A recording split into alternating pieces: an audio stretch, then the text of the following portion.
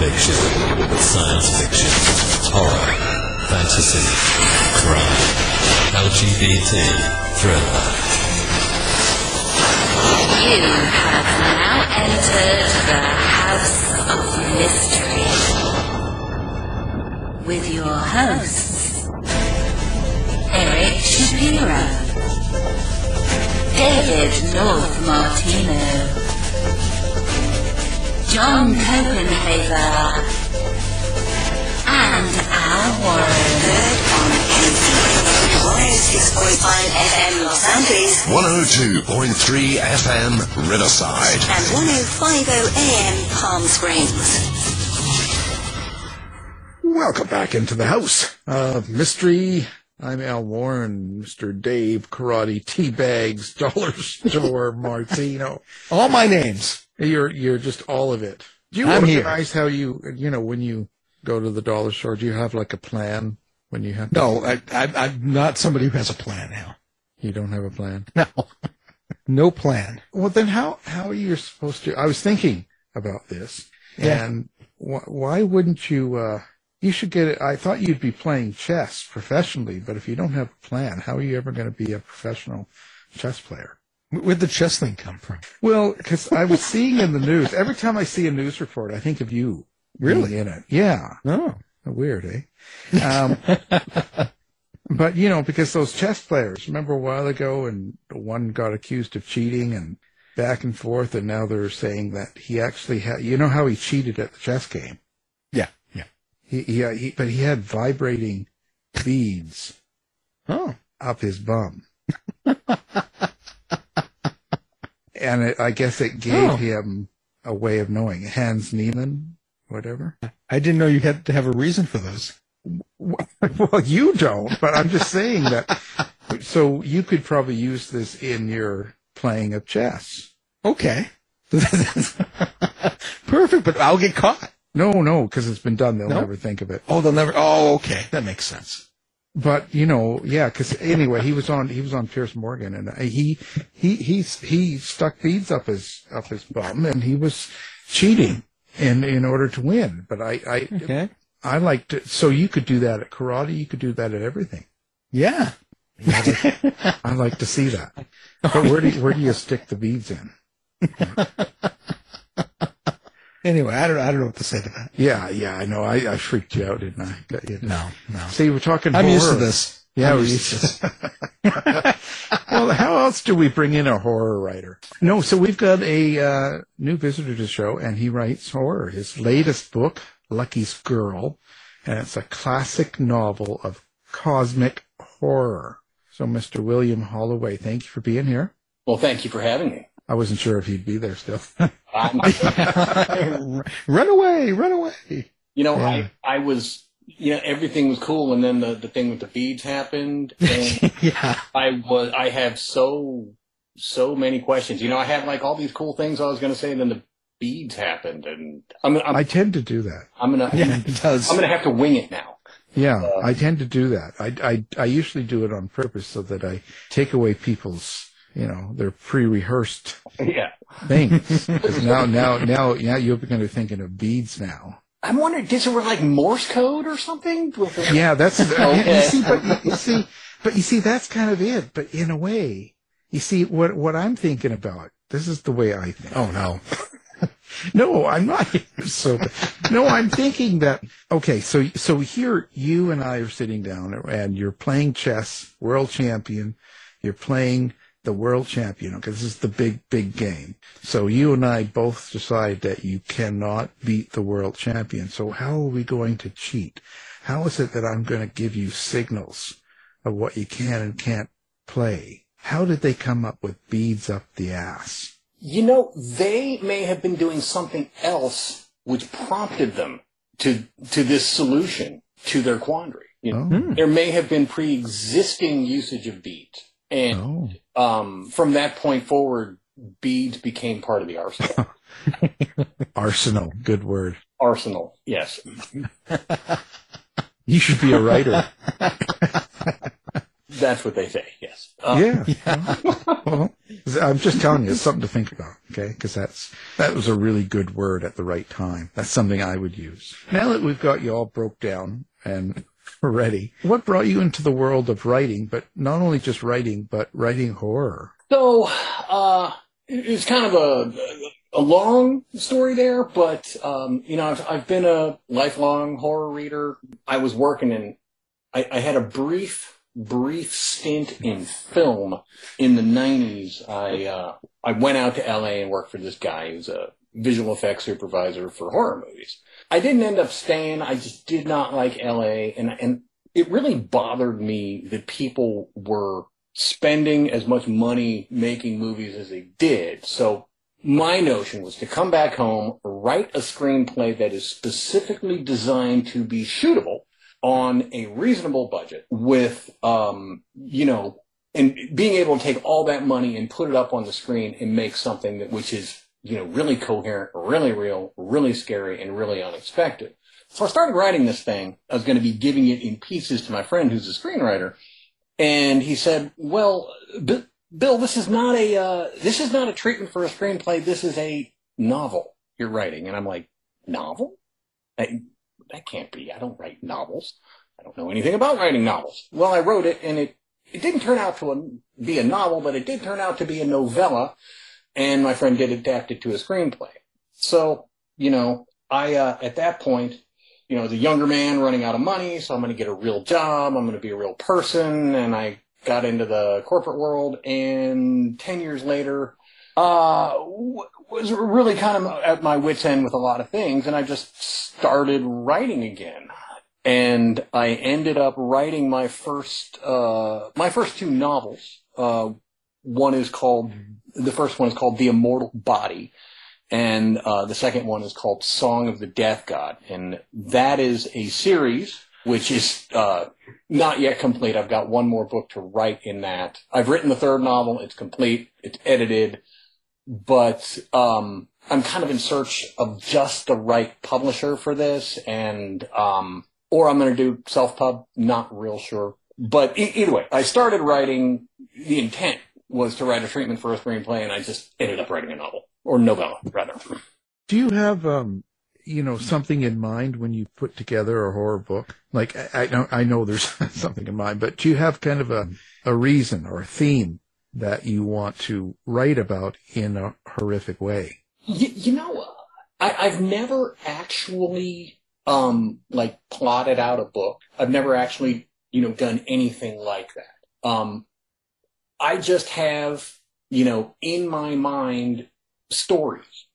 And before I started writing, I never quite understood why I would make up a story to go along with everything and anything, and everybody else would be going about their day, and I'd be in my head about this story that's happening. So yeah, I just have a kind of an endless story maker in my head, and I just sit down and kind of start writing. Now I have a general idea of where I'm going with it, because the stories themselves are sometimes rather expansive, but they change along the way. The current one I'm writing, everything about it changed, in kind of a split second, and all these elements came together to be a completely different story. So, I don't plot it out. They say there's plotters and there's pantsers.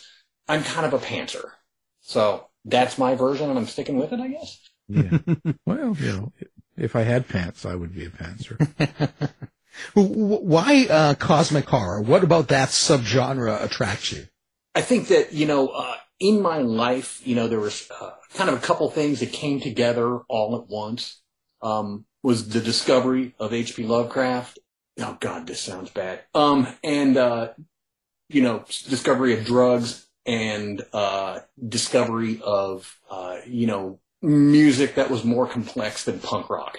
All these pieces, came together, and these stories started forming in my head, and these stories are cosmic horror stories. I seem to kind of, I'm not saying that I'm completely one note, but so far they're all pretty much cosmic horror. But I would say this, that it's a much broader canvas than people might think just reading Lovecraft or Clark Ashton Smith or something like that. Well, how would you describe cosmic horror? Like, what would that entail? And that's for the old people in the audience like me.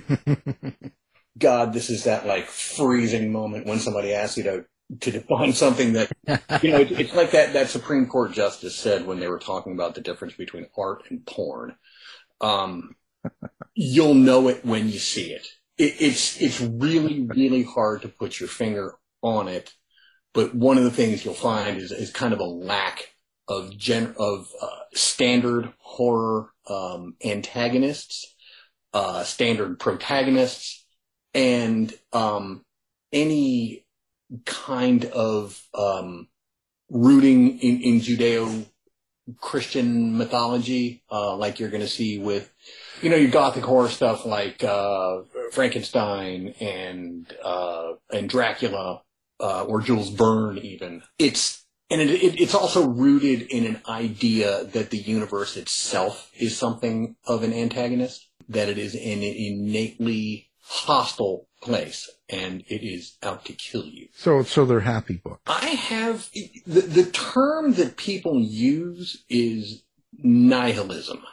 Now, I personally do not see myself as a nihilist. I think that it's not a happy way to be, and will not lead to happiness. On the other hand, I believe that I was kind of actually born that way, and it's actually something I struggle against, even though one might take away from my writing that I am something of a nihilist. So now the characters then, are they quite a bit different then when you write characters for a cosmic horror than they are for a standard horror or some other drama or something? They don't have to be.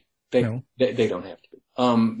The characters exist in a very real world and are confronted by something that most of the time they cannot even accept is happening because we have such an attachment to reality. There's the idea that if you were, if a ghost was to go into your field of vision, that you might not even see it because your brain might not even be able to process it. Yeah, they're ordinary people faced with something that defies the rules of reality itself. Maybe that's a good way to put it. So how do you come up with your characters then? Like, where do they come from? Most of my characters are sort of hapless people caught in the jaws of something horrible. I would say that's, with the exception of Karsten in Song of the Death God, most of them have kind of very little agency to really deal with what they are facing, other than to just move forward regardless of the consequences. So how do you describe your relationship with your characters? There's this idea that when you dream, that every character in the dream is actually you or an aspect of yourself. I think that every character in a novel is kind of the same way, and that writing itself is very much like kind of just, it's kind of like throwing up while you're dreaming. It just ends up on the paper instead of stuck in your head. Well, how do you experience your characters with, do you see them? I know, like Thomas Ligotti, who's another cosmic horror writer, he says he sees his stories kind of like in a series of photographs. Do you visualize what you're writing? Do you hear your characters? Do you have an inner monologue? How does it work for you? It's a movie. I'm watching a movie and transcribing it. I'm kind of also writing the movie, but kind of also not writing the movie. But I am transcribing the movie in the best way I think that, at least for me, the story sometimes steers itself, the characters steer themselves, and I'm just kind of describing it. I wish I could have a less, phony sounding answer than that, but it's kind of true. I know a lot of writers say that, but, and I have trouble believing them when they say that, but, I have found it to also be true myself. Well, I always have beads up my ass and it vibrates, and the characters tell me that's how they come across to me. But we all have our own way. The long is the way and hard is the path Out of darkness leadeth up into light. Those poor beads. That's all I can say. You got me at hard. So, which came first? But was it? Did you have a series or a couple or even one character first, and then you came up with what they were going to go through to create the story, or did you have the actual template or idea for what your horror was going to be, and then you created characters to fill them? So for Lucky's Girl, I wrote that out of the experience of writing The Immortal Body and Song of the Death God.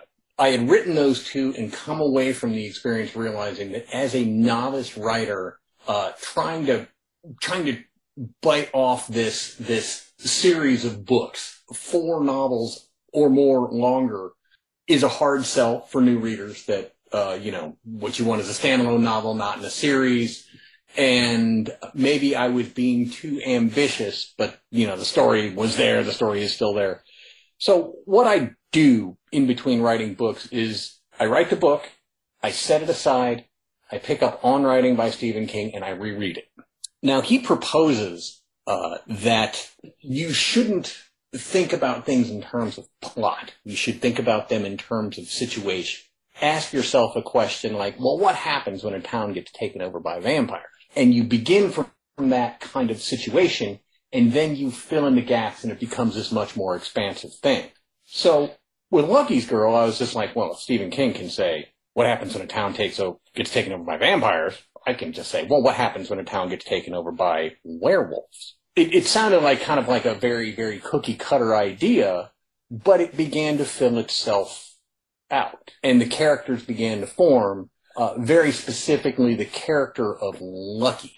Lucky, he is a hyper charismatic evangelical preacher turned cult leader who has a secret life in which he is communing with the Wendigo that is actually on an island in the lake near town.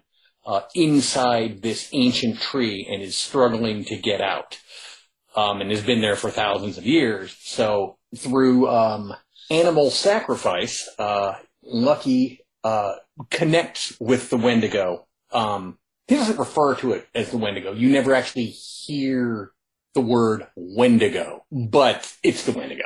And that's where he started. I came up with the idea that this would also kind of work structurally, sort of like a Stephen King novel, that, you would go back to this earlier time, there would be a story there, and then you would come back to the present, and there would be the denouement of the story.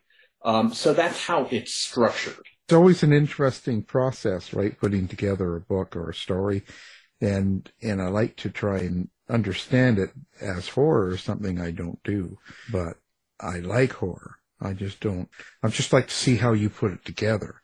And what makes a good horror for you? Like when you're reading a story or a book or seeing a movie or anything like that, what to you keeps you going and even rereading it or rewatching it? There's got to be something completely out of the blue about it. There's got to be something bigger happening than just some random vampire or werewolf. That vampire or that werewolf, there's nothing random about that. There is an entire history behind that. There is a world in and of itself behind that. And that world itself is part of a much bigger, much more threatening universe. So I'd say a very good example of that would be, did you ever see Event Horizon? Yeah. That, I think, is one of the best examples of cosmic horror that I've seen on screen. Cosmic horror is really hard to adapt to the screen, but they really knocked it out of the park with that one. And there's just a bigness to the story. There's just a thing about it which is threatening at every level. And I think that's one of the cool things about cosmic horror is it does not care about your immortal soul. It doesn't care about your body. It doesn't care about any of it. You're doomed. So that's what I like about cosmic horror. Well, you mentioned werewolves. How much are you pulling from mythology to creatures and what's been done before? And how much are you diverting from that? Well, the werewolves in this one, spoiler alert here, they are very, very unconventional. Basically, Lucky's cult and Lucky's ideology is about returning man to his primal animal state, because this the consciousness itself is kind of this mistake that the real intended place of man is as an animal. In Lucky's Girl, part of the component of this is this pack of wolves, which one of the things that led to me writing this story was reading this little newspaper clip about how in the Upper Peninsula of Michigan, wolves have reappeared and were just tearing, just a bloody path through certain parts of the Upper Peninsula, basically eating everybody's pets and things like that. So I thought about this, and then I thought about the reintroduction of wolves, and the two notions kind of came together about man returning to his animal state at the same time that the wolves appear. And basically in this, the humans, because of this cult brainwashing, return to such a disgusting primal state that they actually do become animals. And they do become these werewolves, essentially. And, they're both horrible and tragic and pretty horrifying, if I may say so. So is there a lot of violence in the book? And if there is, are you conscious, or do you think about how you write the violent scenes? Violence is a tough one. I don't like a lot of what they call splatterpunk or extreme horror. I don't think that it's, like an invalid, and form, or that it's not art or whatever. It's just not my particular taste.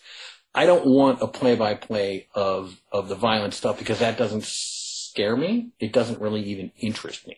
The portrayal of violence, as far as I am concerned, should be you pull back the curtain, you show somebody something so horrifying they can't even wrap their head around it, and then you slam the curtain back in place. The devil's footprints are generally a whole lot scarier than the devil himself.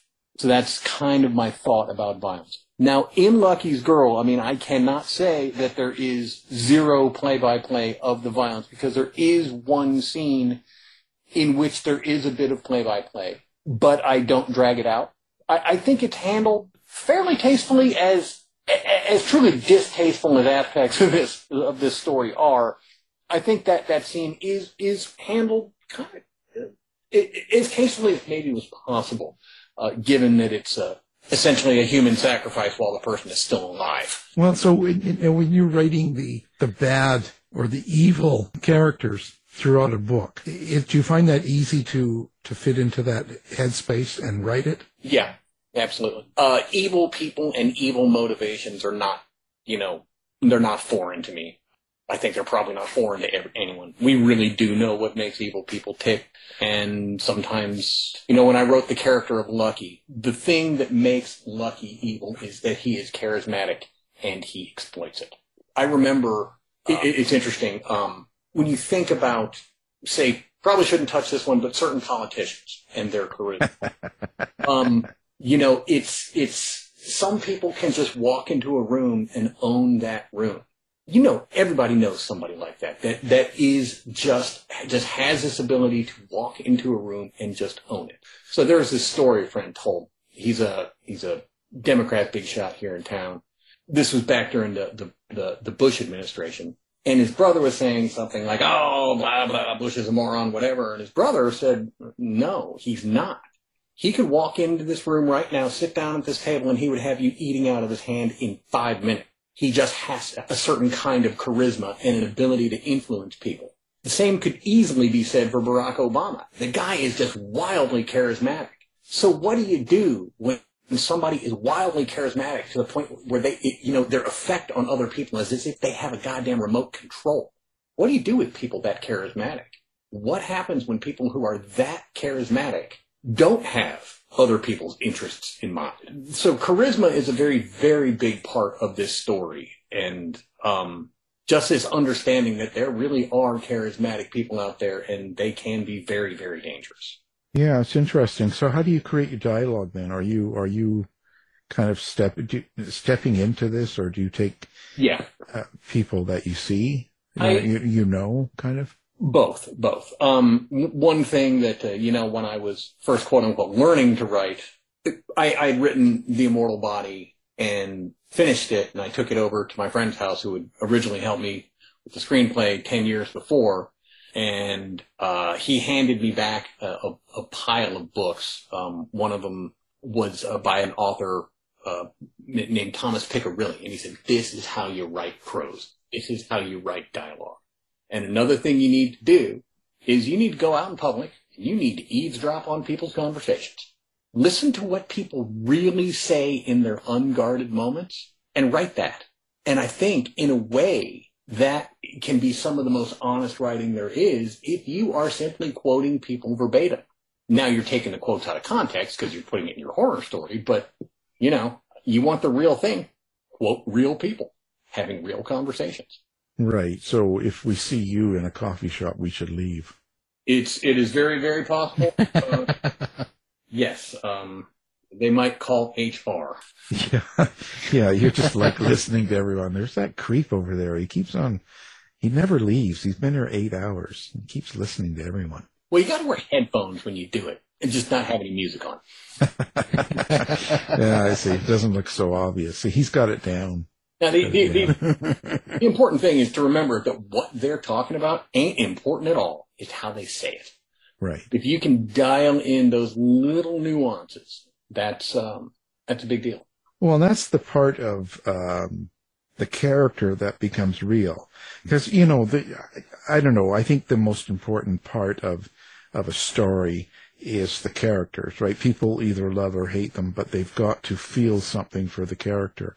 And if they don't sound real or talk real, or if they say things that sound, I don't know, stupid or out of place, you lose interest, I think so. It's very key.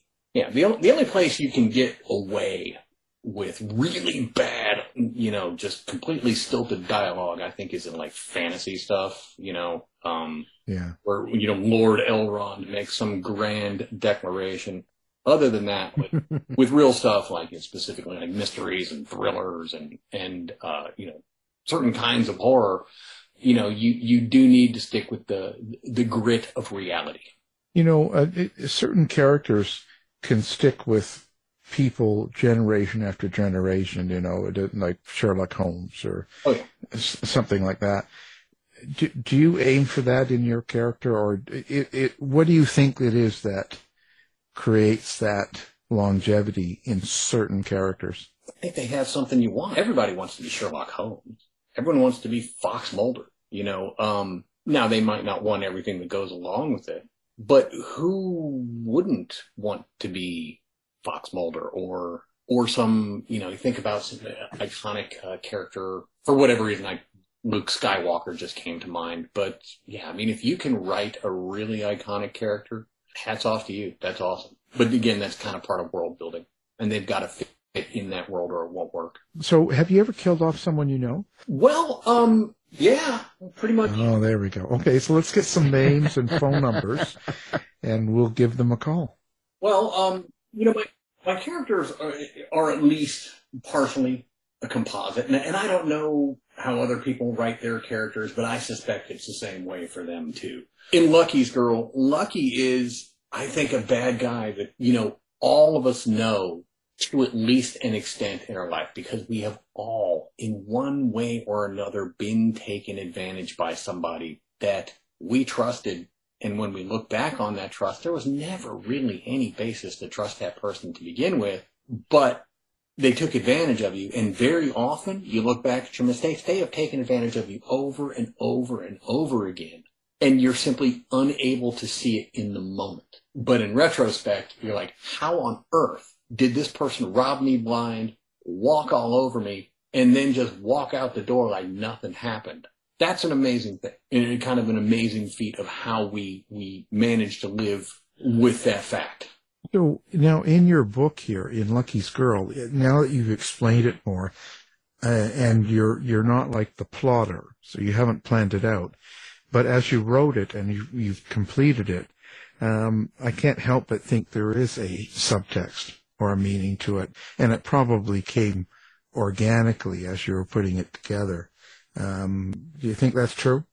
I would say so, yeah. I mean, I would say that of my writing, Lucky's Girl is the only one that or one of the few ones that I would say has a quote-unquote happy ending. Now, other people would definitely not describe that as a happy ending, but it's less unhappy than my other stories, maybe. It's relative to where you're at, I guess. Yeah, there's I talked earlier about how, I'm not into what people call, splatterpunk or extreme horror. One thing about my writing is that the tone of it, although I may not do those very violent things, there is a kind of tone to it that, just tonally speaking, people have said that there should be trigger warnings and whatnot on what I write, just from the overall darkness of it. Well, do you find any challenges writing long-form cosmic horror, as opposed to doing it, let's say, in the short form, like either sustaining a sense of dread or even sustaining the tone? That's actually a really, really good question there. Within cosmic horror, most people actually write short stories. If you were to look at that, and they write a whole lot more short stories than they do novels, and they write a lot of them. I've never actually written a short story. I tried to write a short story and it turned into a novella. I think that I managed or somehow thread that needle in that I do write cosmic horror and it is longer form. Lately, I've been focusing on novellas. Now, when I write a novella, it's going to be every bit as elaborate as a novel. But lately, one of the things I've been trying to do with prose is to make the prose as absolutely efficient as possible. And when you get to the sort of exposition that cosmic horror is famous for, you have to do a lot of painting with negative space. That's the best way I can put it. There are things that are implied, and in so doing, I think you're actually leveraging the most powerful tool you can leverage, and that's the imagination of the reader. You don't give them everything. You make them fill in the blanks, and you always leave them wanting more. So that's what I've been focusing on lately. I've written a couple novellas here recently that aren't published yet, and I read one of them the other day, and I was just really, really happy with how it turned out, because there is a novel worth of material, a whole lot of story going on there in very few words.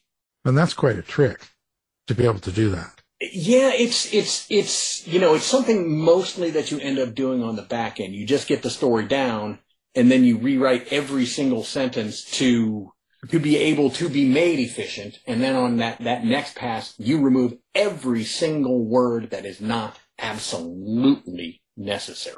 And what you end up with is this kind of it's like somebody you're definitely, you have greased the skids for this story. It goes very fast. People read the entire thing and they're sort of like, that was a whole lot all at once. And I think that actually works really well for what I write, because I do like and want people to, when they walk away from the story, have this kind of blunt force trauma thing going on that, you got. Do you remember how it was when you walked out of the theater the first time when you watched The Exorcist? I never saw it in the theater. Hellraiser. Did you see Hellraiser in the theater? No. Okay. Well, they don't let me out much. Okay. Yeah. Well, these are movies that people, are kind of shaken by. And it is my intention that when you read something that I have written, that you will be affected. There is no such thing in my universe as something which is not going to knock you off your feet at least a little. So you like to disturb people? Absolutely. I don't like to gross people out. I don't like to, I've never understood, being afraid of a dude with a knife. I've never understood that. I want not just to upset, but I want you to be truly disturbed by what you read. And very often it's even better if you can't even put your finger on why. So how long have you wanted to hurt people? Most of my life. Yeah, you know, I never saw The Exorcist in the theater because I was too young. My parents wouldn't have let me go. I think I was, what was that, in 73 or something, wasn't it? Oh, I didn't see it in the theater either, but, that's just the reference. So what's next? What do you got going now? How long do you always have projects going? Yeah, pretty much. So Lucky's Girl is the latest release. What I will have, I've got several unpublished things. So I'm looking for homes for some of them. On the calendar right now is the follow-up book of The Abyssal Plane. And that is due in March and will be called Black Seas of Infinity, after the Lovecraft quote from, I guess that was Call of Cthulhu, now that I think about it, yeah. So that'll be in March. I have got to finish up the novel I'm writing right now, because that is kind of, as far as novels go, it's really, really, really, really ambitious. And I've got to finish that, get that big rock out of the way. I've also got another novel that's halfway written that I've got to finish up, which is also exceedingly ambitious. So yeah, March, as far as I know, is going to be the next release, but I think I should have at least one new novel out next year. I'm going to be republishing, like I said, when I find a publisher or do it self-pub, The Immortal Body and Song of the Death God. I've got the third book written in that called Shadow Church, and then I've got to write the fourth novel in that series. So I can't wait to be done with that. So I would suppose that if I had any advice to give new writers, whatever you do, don't write a series. Don't do that. No. Write standalone. You don't like series as much? It's just too long, too hard? Well, it's too long of a commitment when it comes down to it, especially when it's your first thing. Because, you write a standalone novel and they're like, well, why didn't you write the next novel to this? And then if you write the next novel in the series, they're like, why didn't you write a standalone novel? So it's a tough spot to be in that way. Do you like the publishing world the way it is now? I mean, I like the publishers that I'm with now. Journalstone, is absolutely great. It's great to be able to ask your editor questions before you actually make the mistakes. And that's what's really cool about Scarlet at Journalstone. Weird House, that's who's publishing Lucky's Girl, is just absolutely great. So I like the publishers that I'm with. I have heard all kinds of horror stories about publishers, and I came close to experiencing one time, but I pulled my work before it turned into a horror story. So I think I've dodged a lot of bullets when it comes to publishing. I've never done things like write a submission letter. I've never done that. I don't have an agent. I think that I just, know, I think the right people who want to work with somebody like myself reputationally, and it's just kind of a natural fit without all the acrobatics that are involved with unfortunately, with a lot of other publishing. Right. If you sleep your way there, you don't need to do all that. Something like that, yeah. That's great. So listen, where do people find you? Are you readily available? Do you go out to bars, or do you have like a social media, a website? Where do you like to interact with readers? Facebook. I know that's kind of lame sounding. It's Facebook, but on Facebook there's a page called Books of Horror. And that has become kind of the go-to site for all things indie and non-indie horror. It's a really great resource, and there's people who love horror there. It's for and by people who love horror. And that is where I do most of my interaction. I have my own Facebook page. I don't even have an author page. I don't have a website. I just do that. As far as buying my stuff, it's available on Amazon. I know that at some Barnes & Noble, they've got some of my stuff stocked, but I've never seen it myself, but I've been sent pictures. So that's interesting. Yeah, it's great when people send pictures.